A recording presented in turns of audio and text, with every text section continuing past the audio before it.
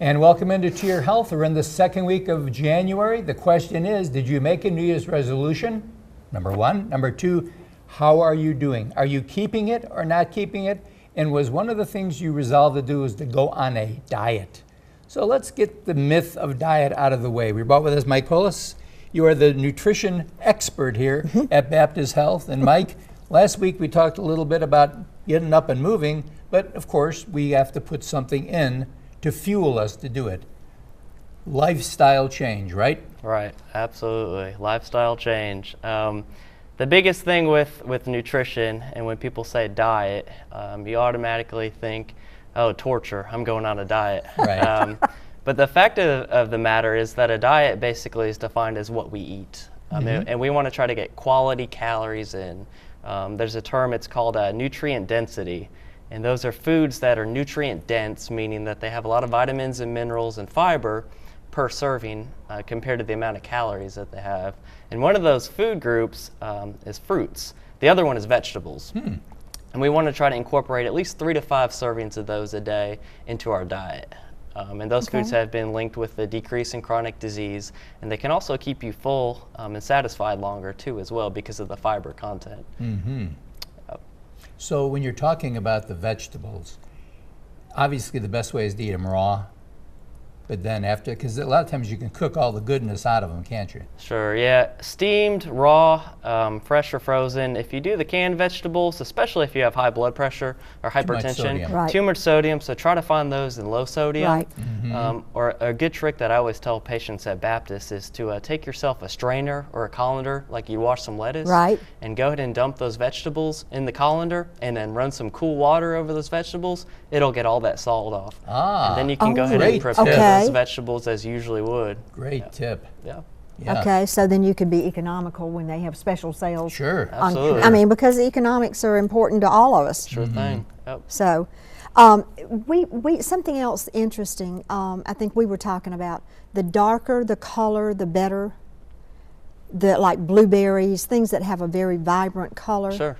Even the vegetables. And I think what was fascinating, we've talked about before, was the fact that that helps to delay the onset of dementia and Alzheimer's. Remember? And I thought that was fascinating. Yeah. So it's not just weight we're talking about here.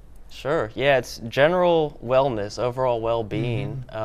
There's more research to be warranted on some fruits and vegetables with the phytonutrients and phytochemicals that they may contain, especially with like blueberries in the berry group, but even things like beta carotene in a sweet potato or a carrot. Right.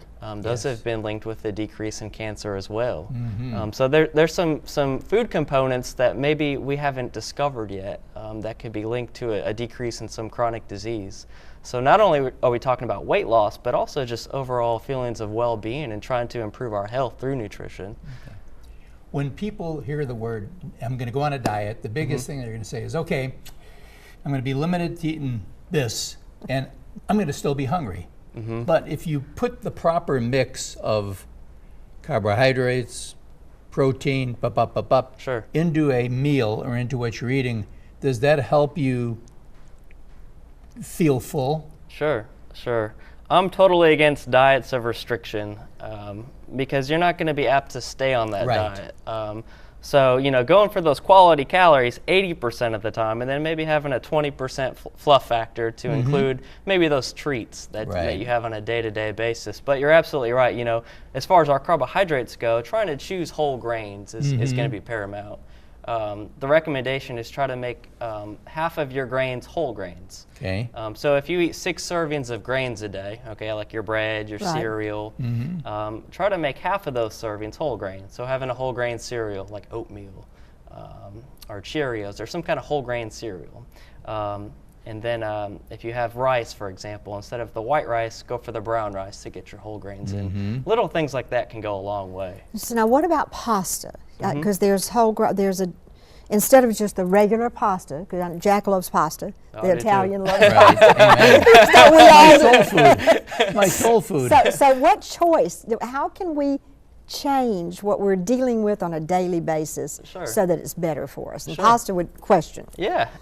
So, there's the whole grain pasta, and it's very versatile. I mean, you can, it has a more nutty flavor to it, but it has more fiber and more protein per serving. And that fiber and protein is going to help promote feelings of satiation. So you're going to be Good. more Full. Exactly. So you're less likely to overeat. So you may not eat 3 bowls of pasta. You may only, 1 or 2.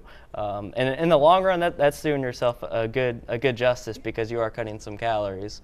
And it is a very versatile pasta too. Spaghetti. They have small shells, Right. rigatoni. So it all comes out in whole grain too as well. Well, we thank you for that. We're going to get you to come back, and we want to talk about some other things because healthy food means a healthy person. Yep.